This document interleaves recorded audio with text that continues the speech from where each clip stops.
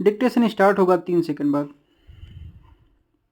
महोदय, पिछले कुछ दिनों से हमारे देश में बाल दास्ता विरोधी आंदोलन लगातार मुखर, संगठित और व्यापक हुआ है, जिसके नतीजे भी सामने आए हैं। इसके प्रति बाहरी दबाव भी है, लेकिन स्त्रियों के कम होते जाने के खिलाफ न तो देश में कोई संगठित आंदोलन है और न ही कोई बाहरी दबाव।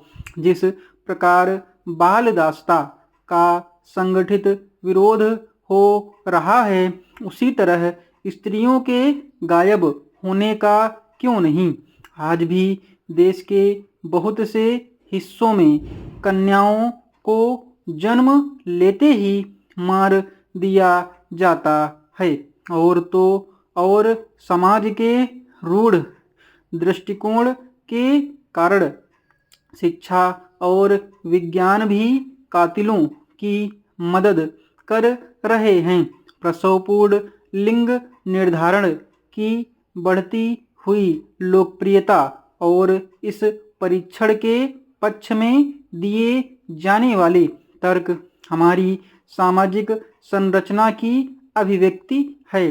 कुछ लोग बेहद शर्मनाक तरीके से कहते हैं कि बेटी हो या बेटा, यह निर्णय लेना हमारा प्राकृतिक अधिकार है। इसके लिए यह लोग बच्चों की सीमित संख्या का तर्क भी देते हैं। इनके अनुसार जब बच्चों की सीमित संख्या का अधिकार उनका है, तो वह बेटा हो या बेटी, यह भी उनका स्वतः सिद्ध अधिकार है।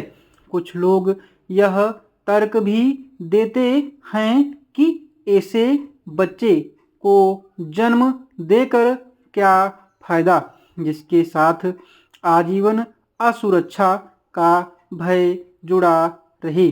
उनके अनुसार ना तो बेटी घर में सुरक्षित है, न बाहर, न वह शादी से पहले सुरक्षित है, न शादी के बाद, न वह पढ़ाई लिखाई के स्थान पर सुरक्षित है और न ही कामकाज के स्थान पर, न वह परिजनों से सुरक्षित है और न ही अन्यों से। फिर इस असुरक्षा के आतंक में क्यों जिया जाए।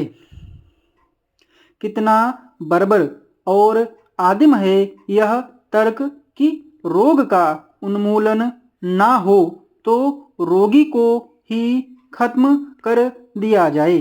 क्यों नहीं हम उन तमाम कारकों के विषय में सोचते, क्यों नहीं हम उन तमाम रूढ़ियों, मान्यताओं, संदर्भों और परंपराओं के खिलाफ बगावत करते जो बेटियों को अवांछित बनाती हैं।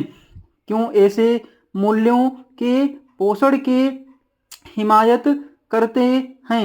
क्यों ऐसी मान्यताओं को पोषण नहीं किया जाता जो यौन आधारित असमान रूढ़ियों का खंडन करती है। दरअसल हमारी मानसिक संरचना पूरी तरह से विभाजित है।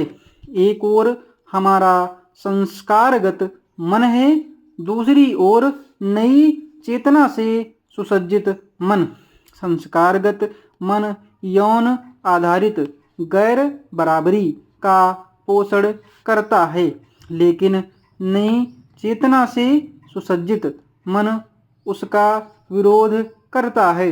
लेकिन संस्कारगत मन नई चेतना पर हावी हो जाता है और यथा स्थितिवाद को बनाए रखने में जुट जाता है।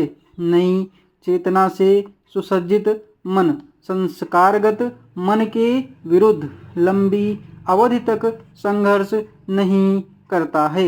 नई चेतना की कौंध भर से संस्कारगत मानसिकता को बदलना संभव नहीं है।